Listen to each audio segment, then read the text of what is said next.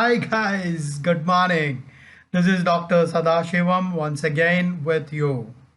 There have been lots and lots of arbitrations and court cases going on between the government of India and the multinational companies which came to India to set up their businesses. We already talked about Keynes, Hutch, Vodafone, etc., etc., and this time it is Mitsui Corporation of Japan. In fact, they have raised a dispute on a 2,400 crore of retro tax that has been imposed by the government of India in a deal with them in the year 2007. There are fresh challenges for the government of India. In fact, there have been certain retrospective tax amendments which were done in the wake of some cases involving Kane, Vodafone, which were all big news in the newspapers at that time, and the other one has come now. They have filed for an arbitration under the Indo-US bilateral EU bilateral agreement. In fact, this relates to a transaction that took place in the year 2007, and the income tax department has demanded 2,400 crores from this company. The name of the company is Yearly Guard, which is a British subsidiary of Mitsui Corporation. In fact, the whole dispute is around the capital gains tax. What they claim is they calculated the capital gains tax properly based on the laws prevailing at that point of time. This capital gain tax pertains to sale of shares of a company called as Finsida International, which is a UK based company which held approximately 50% of another company called as Sea Goa, and there are intercompany shares, etc. I don't remember exactly. We're not going deep into all those small issues. The question is, this is one case of levying capital gains on a transaction that took place outside India but involving assets within India. Took place outside India means it's a transaction that happens between Mitsui Corporation and some other corporation in UK. But there is an asset in India which is involved in this transaction, right? So we have had such cases earlier also. Now the concern of the government is when these transactions involving a property or an asset in India is concerned, the government is not getting any revenue from it. And this is a huge transaction.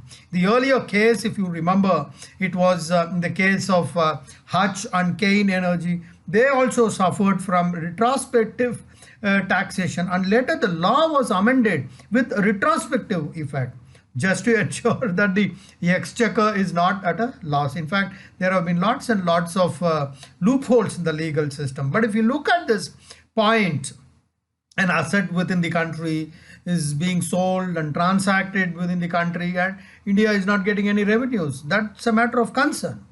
But the issue also is that you cannot amend laws with retrospective effect, especially at a time when we look at foreign investments to come and invest money here, transfer technology here, create job job opportunities. It is a trade-off that we need to do as far as revenues are concerned. Tax revenues are important, there's no doubt about that, but not at the cost of the trust with a foreign corporation, because this mistrust with the multinational corporations can dampen the investment climate in India, especially at a time when we are vying for foreign investments. In fact, Pranab Mukherjee was the finance minister at that time. I think we are talking about 2011 or 2012. Especially as far as Hutch was concerned, it involved Hutch's sale of approximately 67% in an Indian telecom firm, Vodafone. This is one of the largest in India. So the point, of course, is the Indian government should get its revenue. There is no doubt in that. There is no doubt that there have been loopholes in the legal system, and there is no doubt that when a transaction takes place concerning an asset in India, India should get its taxation. It is a concern.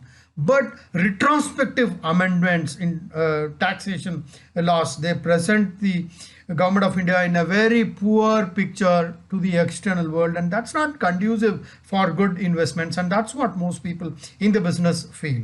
But as regards the Modi government is concerned, they had assured that no retrospective taxes will be levied in future. That's a good thing they've done. But we need to amend the laws at the current point, because anything transaction between two countries involving an asset, we should get. But for all those transactions that take place from now after the tax is formulated, but the issue is, when they have assured that there won't be any retrospective taxation in India, they did not do anything to stop the earlier proceedings. Okay. So these are some of the matters. It's not the job of the government to get into everything. Most of those are sub judice, to encourage foreign investments, etc. To that extent, the government of India is open to such things. Now, in any case, both these companies have won in the international court, and India has already lost in both the cases. But of course, the government has challenged those cases. Normally, in such cases, what happens is, when you challenge these kind of cases in an international court, you have to pay that money which is due. Then the court will decide whether the decision is passed in their favor or in your favor. If they pass in your favor, your money will be returned back. There is no problem. Guys, this is a very, very important question in the IAS examination from the mains point of view. A lot of these questions can come in prelims also as objective questions. But if it comes as part of the essay questions, then it is expected of the IAS aspirant that he has to provide as much data as possible. He has to be clear about who sold what. In this case, they must have all the information. In this case, it is Mitsui we are talking about. They are a British subsidiary by name Yearly Guard. That is important. It's better to know the amount, which is approximately 2,400 crores. The transaction took place in the year 2007. Then we should know the history of certain other cases, which is your Vodafone, Hutch, your Kane Energy, etc., etc. It is good if you mention the name of Pranab Mukherjee also when he was a finance minister. Put the year also 2011, 2012. The more data you bring into your essay, that much you will get more marks. The cost of repeating so many times, the difference between an IAS officer and an IPS officer and a guy who gets into the group B services, it's not just 1 or 2 marks.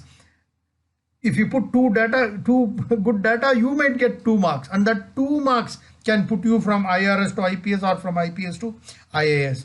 That is how each of these things are extremely important. But not last but not the least, but please give too much importance to the data, and in-depth knowledge of the subject is extremely important, and that's what differentiates IAS aspirants from aspirants for other normal competitive examinations like probationary exams or such kind of examination. This is civil services examination. You have to start preparing. Now it's a good news, right?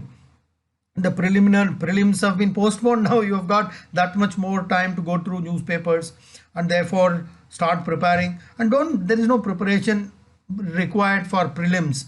Just prepare for mains, because your prelims is nothing but a subset of the main examination. So start preparing for mains straight away, and keep in mind the current affairs is extremely important, which might make or break your selections. Okay guys, we will be coming up with many more such videos in the subsequent part. Thank you very much.